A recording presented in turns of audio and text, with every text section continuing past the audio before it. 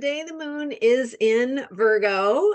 Yesterday it was in Virgo as well. And so yesterday I shared some great self-care tips for you to play with while the moon is in Virgo. Some things to think about and hopefully get your wheels spinning in terms of some of the best ways to meet your needs and take care of yourself when the moon is in Virgo, which is a placement that can be a little bit critical or, tending to be hard on yourself, tending to be judgmental because we have that perspective of what can be improved upon. So shifting that from a negative way of looking at things, right? What's wrong to a positive way of looking at things in terms of thinking about how we can focus on them to really make them the best they can be. And so without being overly a perfectionist, right? Without being, again, perfectionist in a negative way, we can think about the power of really getting things, attending to the details so that they're really good in a satisfying way. So like yesterday I was talking about how when you're cleaning the counter, maybe not all the time you get all the way into the corners or into the crevices, or you get all the clutter out of the way, right? So just thinking in terms of just that deeper attention to your environment, to the physical world, to the materials you work with in your life, and really giving yourself time and attention to do things in a way that is really satisfying to work on them. So I'm Marina Ormes here with your Astro Vibe for Tuesday, December 5th. My apologies. Yesterday I said December 3rd, and yesterday was, in fact, December 4th. So I think we got it all squared away now. Today's Tuesday, December 5th. And I know yesterday I had a little, not yesterday, last week I had a little snafu where I reversed the date, or I uploaded the wrong video on the day. Anyway, I switched the days. So you got the video that was really supposed to be for the next day. So there's a great example of me not being perfect. And my little brain can't wrap itself around all the details all the time. And I especially am reaching that age that where my brain might feel a little foggy sometimes. And I just have to let go, right? I just have to say, you know what? I got the important things out there and it is what it is. So hopefully you can roll with it and go with the flow, because that's all we really can do. So speaking of going with the flow, technically early tomorrow morning, Neptune is stationing, meaning it slows down to change directions. And so Neptune has been retrograde and is going to slow down and then change directions to go direct. So yet another outer planet. Now we did have everything, all the outer planets retrograde for a time. Now we've got Saturn and Pluto direct, and now Neptune going direct. So as those outer planets change direction to go direct again, what happens is the themes that our souls, our spirits are working through need to now have experiences outside of ourselves to further the growth that we are doing in that area. So when the outer planets speak to the deeper parts of ourselves, our spirits, our souls, our deeper truth, that inner wisdom, that bigger picture of who we are. So when they're retrograde, all of that inner or that deeper spiritual soul growth work is happening internally. So we're processing things inwardly. We might feel things. We might need to journal or talk it through with a friend. We might be just working things out through our feelings, through our processing of ideas, through our engagement with the world around us, our bodies, the needs of our bodies, all of those things. But it will be, when those outer planets are retrograde, we'll be experiencing that as an inward process, a self-awareness journey. And then when they go direct, we take that energy and now we begin to need to have experiences in the world to give us something to process, I guess.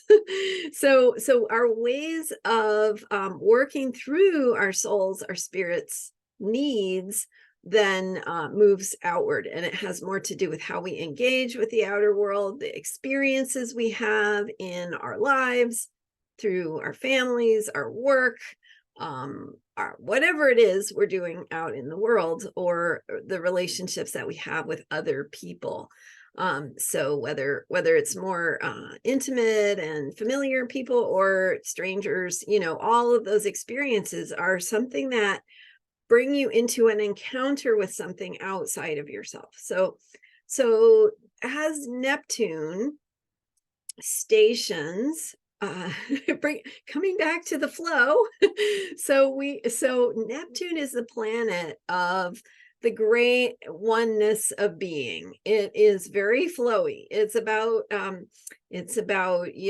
everything, and how it's all interconnected, and how we are not really separate. Separation is an illusion, right? So it deals with spiritual themes, spiritual realms, and what our spirits need. So when Neptune is in Pisces, which is a lot, it's there in that sign for many, many years, because of how slow it moves. It's in the sign that is very spiritual and transcendent, and deals with these greater themes and what we might call energy, or the divine, or the universe, right? These bigger picture themes. So anyway, Neptune is in Pisces, which already is like kind of, there is no, like, the container is everything. And so last week I was talking about the container, right, for our feelings and Cancer, and how the energy of water signs needs a container, which is where earth signs and earth energy come in. You can see I'm all over the place, right? It has to do with this Neptune energy. Okay. So anyway, you've got Neptune in the great oneness of being, the container being everything, and everything being the container, and everything needing to be contained or channeled or find its flow. So think fog, think confusion, delusion, imagination, right? Things that have a container, but it, maybe you have a dream and it had a truth for a moment, but then it's gone, right? It's different now. That's the nature of Neptune in Pisces. So as Neptune goes direct or stations to change, well, first of all, as it stations, it heightens the Neptunian energy. So it brings us into that place of fog. It takes away the guardrails, the signposts, the containers, right? It takes away structure. It dissolves. It's like salt dissolving in water. It's just like it becomes fluid. So we have that heightened energy, the heightened a theme relating to dreams and a bigger flow, and our imaginations, and psychic energy, psychic information, intuition, all those things, because it's like there's no boundary. It's all dissolved. So with that Neptune station, we have the heightened energy of Neptune, which is already in this bigger picture that has no container.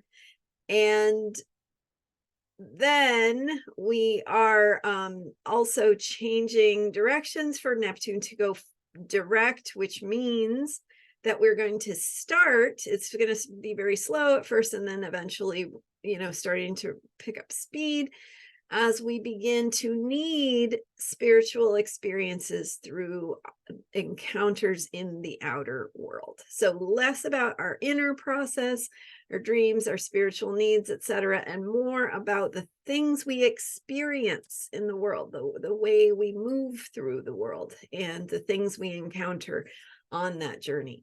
So anyway, that's what it will mean as Neptune goes direct. It's significant that Neptune is stationing as the moon is in Virgo, because later tonight, the moon will pass through an opposition to Neptune. The moon in Virgo, Neptune in Pisces, these are opposite signs. The moon in Virgo reminding us of the tangible, the here and now, the physical, the container, and then Neptune dissolving it, saying it's all an illusion anyway. So see, you can play with that. I didn't have a whole lot concrete for you today. If you need something concrete, watch yesterday's video from December 4th. Even though I said December 3rd in the video, it really is for December 4th. And it says December 4th on the title and the image and so on. So if you're looking for it, you'll find it under December 4th. And there you have 3 concrete tips for how to work with the Virgo energy, how to take care of yourself, and how to think about it. So you can maybe use that as a way to navigate through the great ocean of being and the fog and the great dissolving of structure, and how that might fit with what your Virgo critical self is. So imagine what I was saying yesterday. You need to focus on something, right? That's what Virgo energy is. It wants to focus, immerse itself in something and really get it right. And then you bring in this Pisces Neptune station, and you can completely lose yourself in what you're doing. So enjoy the process. Let it be fun. Let it be something that you really want to do, and hopefully not getting lost or losing your way of where you actually want to be. So use your intention to bring yourself into alignment with where you want to be, and then let yourself get immersed in what you want to be working on or thinking about. So hopefully that's helpful. Thanks for going with the flow with me today and this meandering topic for a meandery day. All right, thanks for being here. I'm Marina Ormes, and you can learn more about me at astrologyheals.com. And I'm going to be sharing more probably this weekend about what to expect in 2024. And we're reaching that time of the year where we kind of wind things up and think about what happened this year, what were the highlights, what was it like a year ago, right? And then also what to expect as we head into 2024. So we'll be looking into that, and I'll share more with you probably this weekend. We'll see what happens. All right. Thanks for being here. Thanks for subscribing. I so appreciate your support and your likes and comments. Don't forget to invite your friends and share the videos with them, because that really supports my work. Thank you so much. I will see you next time with more astrology for unshakable self-care. Bye for now.